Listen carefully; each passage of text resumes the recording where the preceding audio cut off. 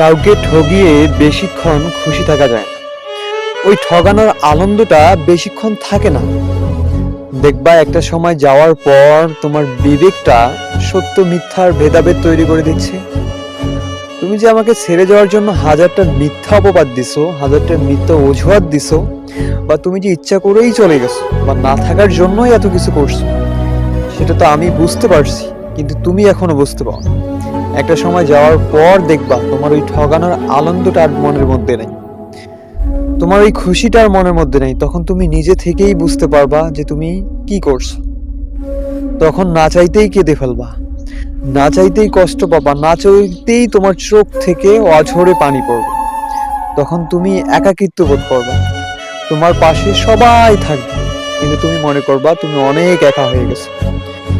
তুমি যে আমাকে ঠগাইছো, যে আমি যে কষ্ট পাইছি, দেখবা যে তার থেকে হাজার গুণ তুমি বেশি কষ্ট পাচ্ছ।